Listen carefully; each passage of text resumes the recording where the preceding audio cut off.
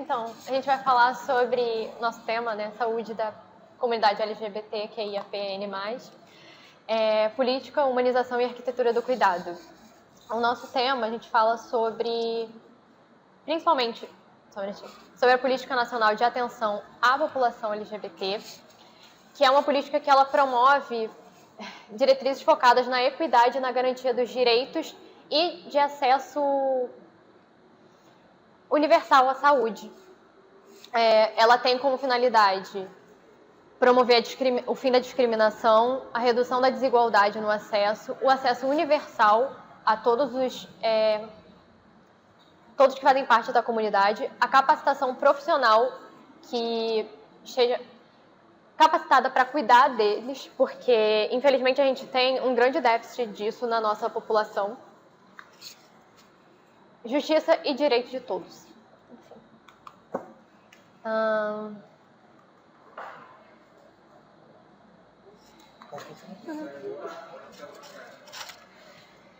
O nosso método de estudo foi através de levantamentos em bases da BVS, Cielo, portal do Ministério da Saúde. Identificamos por meio de documentos, artigos, leituras de decreto e catalogamos tudo para organizar da maneira mais clara possível. Bom, a gente fez uma linha do tempo focada na evolução das políticas nacionais para essa comunidade, introduzindo ali em 1988, onde a gente tinha um foco muito esquematizado e muito restrito ao cuidado apenas com HIV e AIDS, já que nós tivemos um surto dessas doenças nesse período, principalmente por conta da precariedade da saúde para essa população, já que não era tido como como uma prioridade.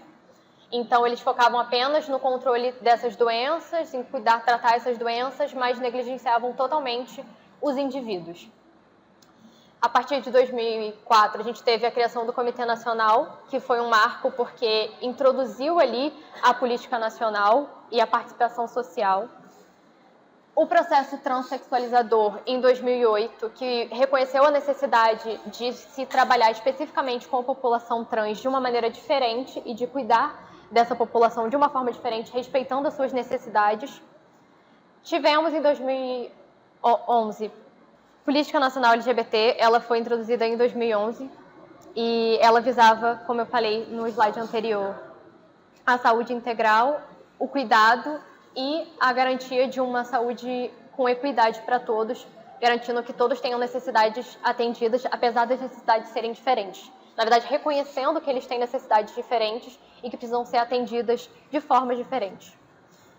Tivemos o decreto também, em 2016, que reconheceu o direito do nome social na identidade de gênero de pessoas trans, transexuais, no âmbito tanto do SUS quanto da política federal. E em 2024 e 2025, a gente teve atualizações do SUS, que finalmente incluiu, né, na sua coleta de dados, perguntas sobre orientação sexual e identidade de gênero, e o restabelecimento do Comitê Nacional de Saúde, que ele surgiu em 2004, mas ele ficou suspenso durante 6 ou 7 anos, se eu não me engano, e ele voltou apenas em 2025.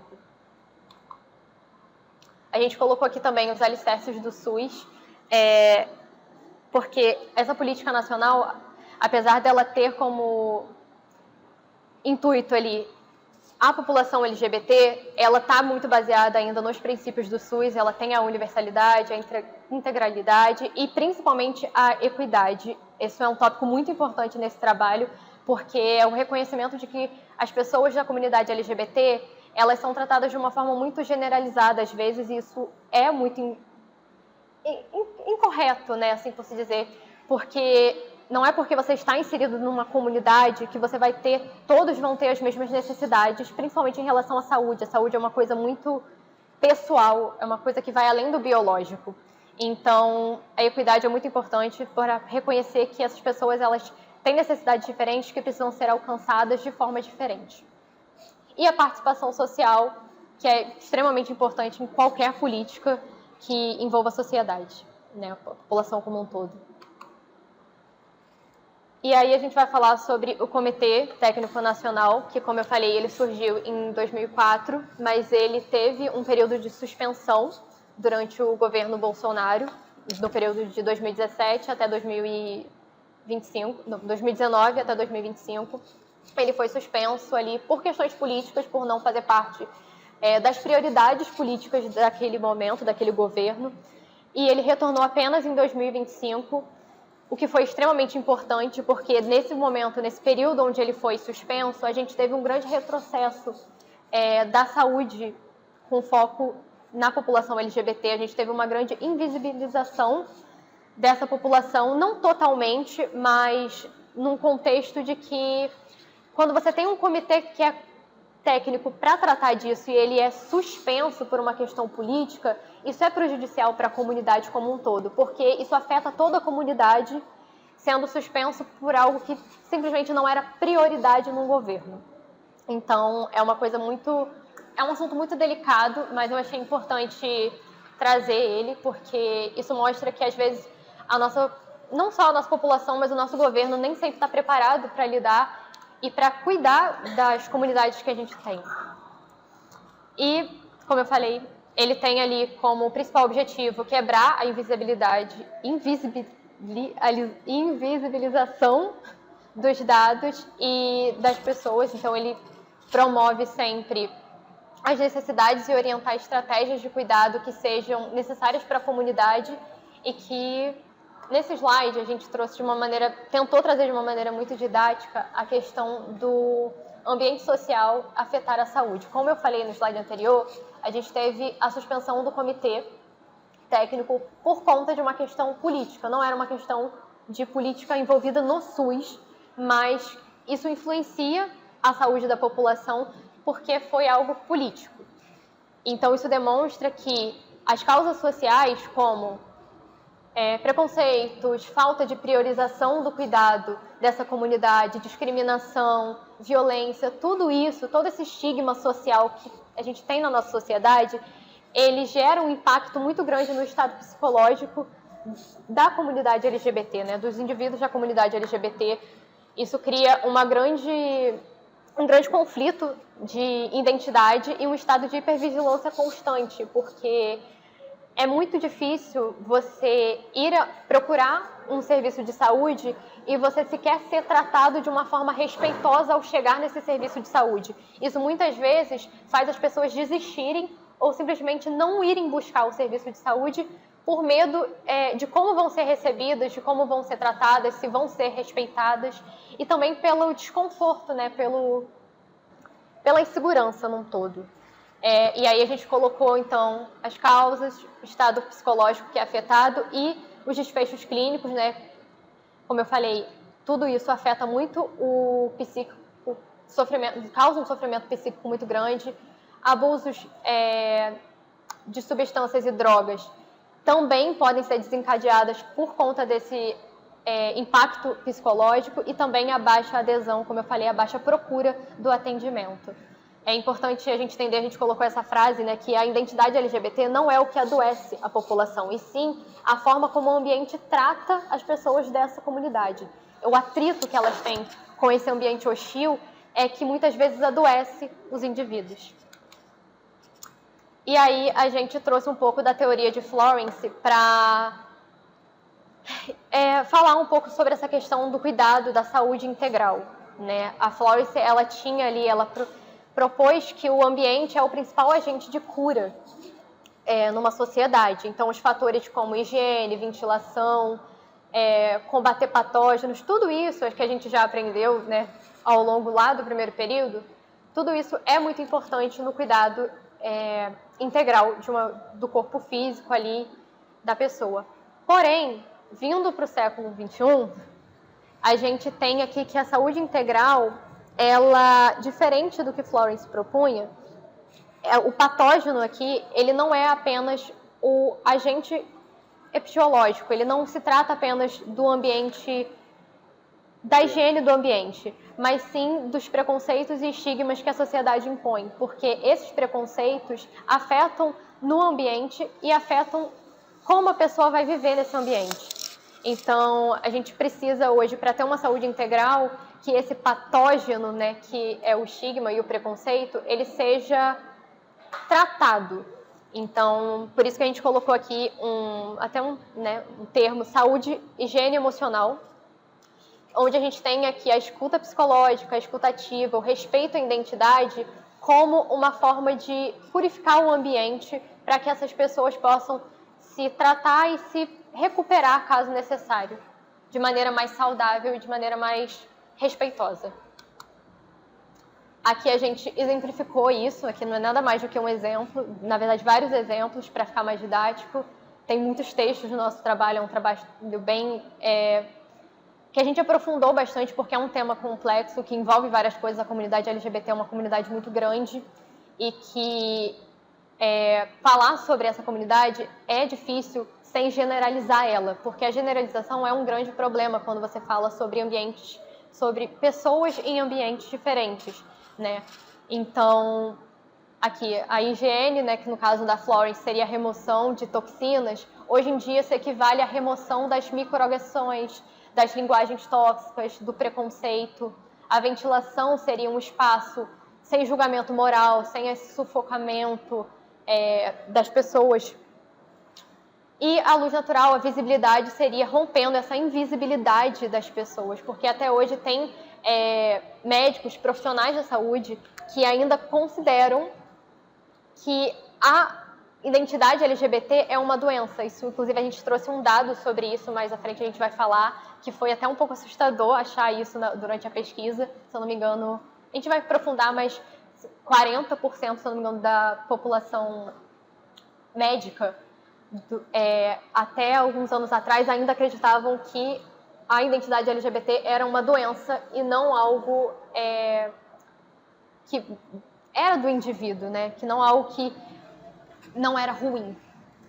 Então, ações práticas também, como, né, a gente poderia tornar esse ambiente assim mais saudável para essas comunidades, seriam o uso dos nomes corretos, né, dos nomes sociais, dos pronomes, perguntas que se abstessem de como é que eu vou dizer, dessa heteronormatividade, de sempre acreditar que um homem vai ter uma parceira e a mulher vai ter um parceiro, né? Sem essa suposição dos sexos.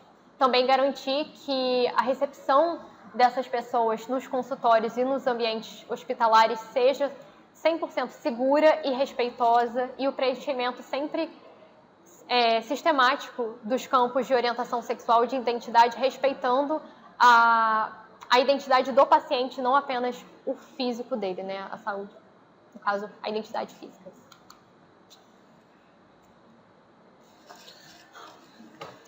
Aqui nesse slide a gente vai mostrar a mudança importante na forma de entender a saúde, porque no passado era a teoria da unicausalidade.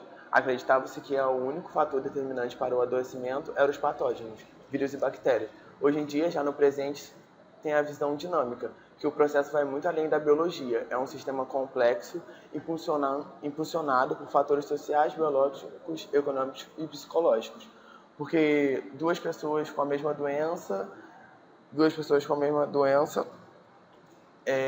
vivendo em ambientes diferentes, realidade de vida diferente, pode evoluir essa doença de formas diferentes.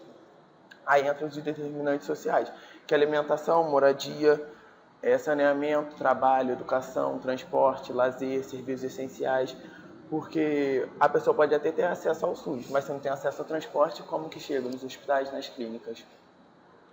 Dentre esse processo de saúde e doença, tem a realidade da população LGBT, porque tem o preconceito, que é a LGBTfobia, que é o preconceito, discriminação e evoluência estrutural, que é um grande fator de vulnerabilidade, porque acaba que tem as causas, né, que agem como principais determinantes sociais negativos, e tem as consequências, que são disparidades em saúde, barreiras de acesso, riscos elevados, transtornos mentais principalmente.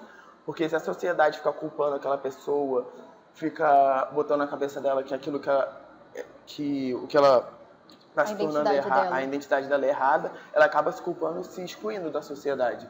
E com isso acontece da pessoa se excluir, da pessoa acaba se sofrendo, se mutilando, muitas das vezes sofrendo exclusão, né? Ela mesma se excluindo dela própria. E a LGBTfobia tem 3 vertentes. A autodirigida, que é a própria pessoa tem um sentimento de culpa, ela mesma se inferioriza, causando baixo autoestima ou comportamentos autolesivos. Tem a interpessoal, que é a violência na esfera familiar ou em comunidades, como parceria íntima, familiares, conhecidos e estranhos. E tem a institucional, que é em estrutura que impede acesso, menor acesso a serviços, recursos, que isso ocorre dentro de hospitais, locais de saúde, que a institucional é uma das mais importantes do nosso trabalho, que acontece dentro dos hospitais, né? Então, identificar essas barreiras sociais e institucionais é essencial para o cuidado efetivo e humanizado. Bom, aqui a gente fala um pouco mais sobre a saúde LGBTQIAPN+, na prática, demonstrando, como eu falei, os dados sobre o déficit na profissionalização dos médicos.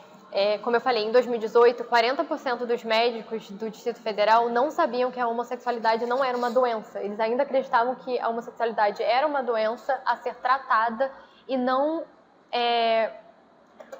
que não era algo, assim, na verdade, que era algo que não era benéfico para as pessoas por conta de ser, não errado, né, mas, enfim, eles tinham uma visão muito ainda, em 2018, muito ainda cheia de estigmas e preconceitos.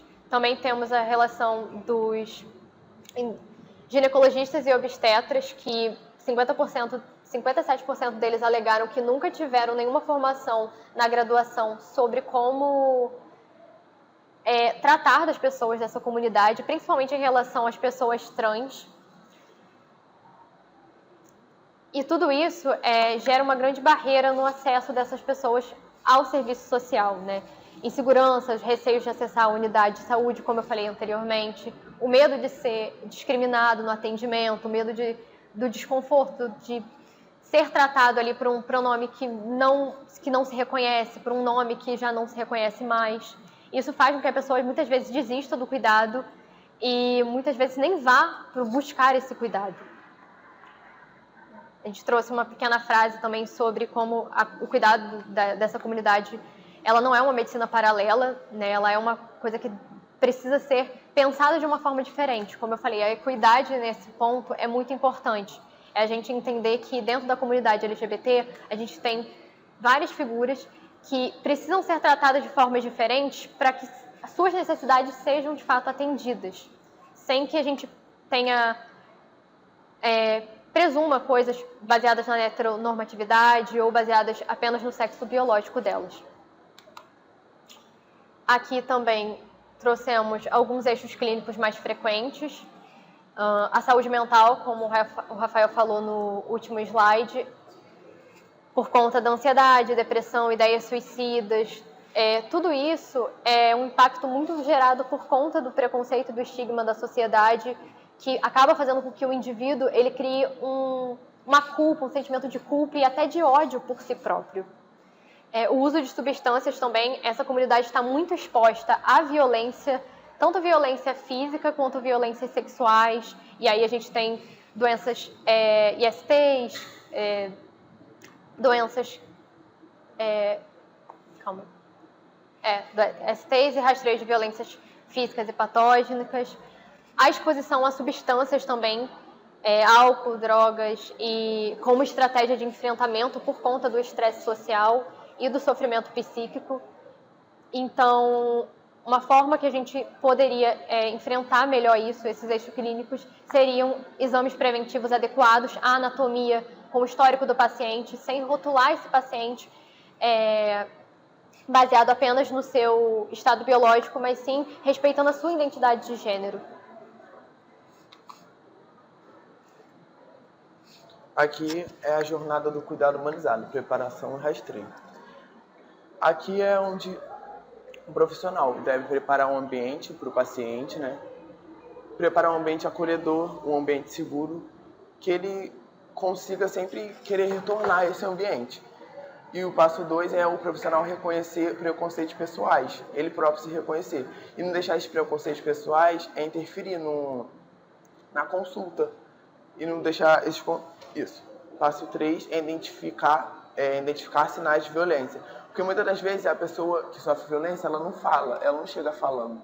Então, se você conseguir identificar, suspeitar clinicamente, né, que já vai para o passo 4, você não tem que chegar coagindo, chegar perguntando, chegar direto nesse assunto. Você tem que chegar com calma, acolhendo aquela pessoa, entendendo qual é a situação que ela está sofrendo no momento. Aí tem o passo 5, que é a escuta qualificada, sem julgamento, que é escutar aquele paciente sem julgar, né? Entender tudo que ele está passando, como que ele está vivendo. Tem o passo 6, orientar sobre o direito, fazer o paciente entender que ele tem os seus direitos, que ele é um cidadão de direito. Então, fazer ele entender isso é muito importante, né? Porque isso tem a rede de proteção e isso protege ele de todas as formas. Tem o plano de segurança, que é ver amigos, ver ONGs, ver família, consiga ajudar esse paciente, acolher ele dentro da sua própria residência. Tem o segmento, que é sempre planejar o retorno, não deixar o paciente sair sem saber como contatar a equipe novamente. Tem o trabalho em rede, que não é apenas ficar naquele consultório, tentar trabalhar com todas as redes possíveis com aquele paciente, como assistente social, psicólogo, e com toda essa rede de apoio. Tem condutas que devem ser evitadas, que é o preconceito, a LGBTfobia, que mesmo aquele médico, aquele enfermeiro, mesmo aquele profissional tendo o preconceito, não pode deixar isso alterar no atendimento, porque isso é errado, né? Notificar a violência, caso o paciente esteja sofrendo violência, notificar, né? Isso é muito importante para o trato futuro do paciente, não deixar ele vivendo naquela realidade, né? E ações de prevenção, aquele profissional mesmo no local de trabalho dele, prevenir, combater o preconceito no local de trabalho, porque se o local de trabalho é cheio de preconceito, muita dessa população vai chegar nos hospitais e vão voltar para casa, porque ali eles não vão se sentir num ambiente seguro.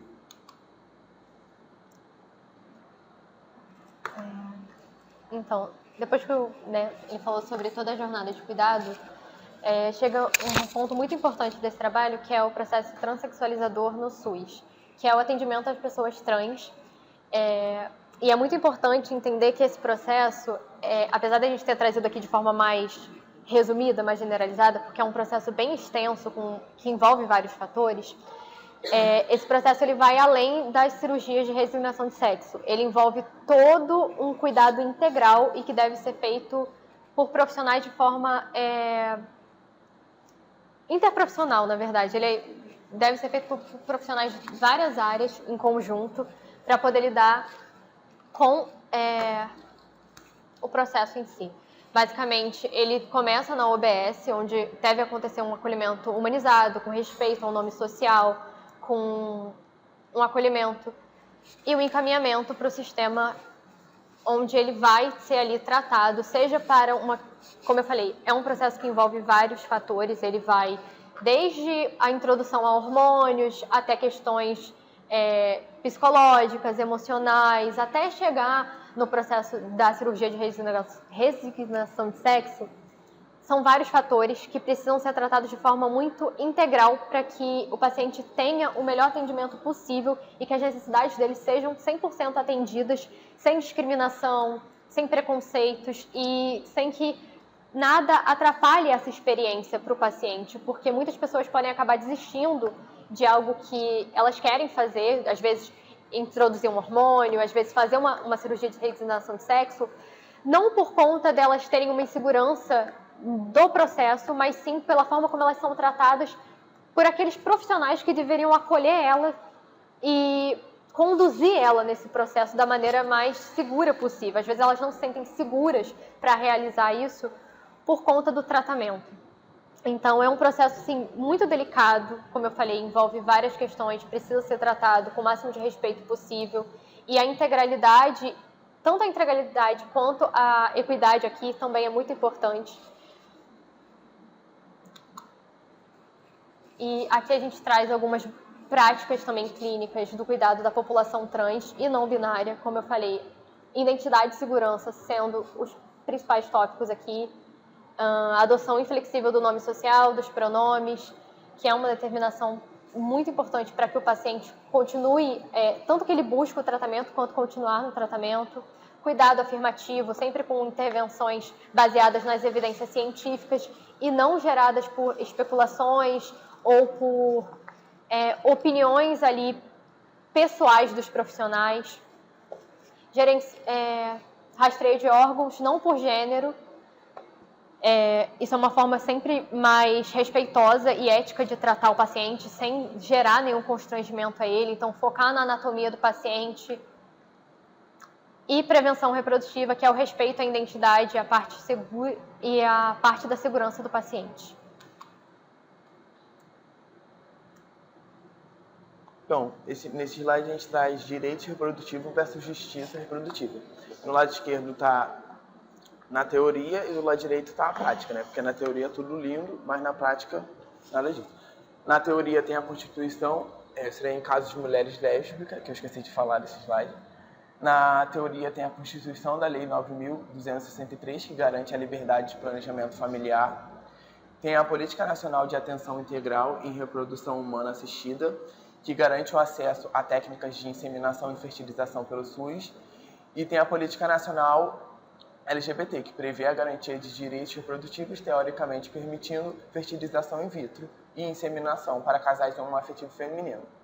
Já na prática, existem as barreiras geográficas, que é a concentração quase total de centros em capitais no sul e sudeste, 0 unidades na região norte.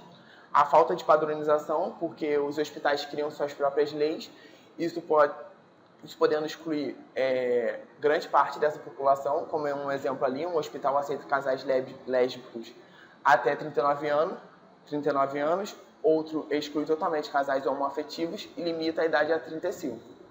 E o tempo de espera, né, que é muito grande, é de anos.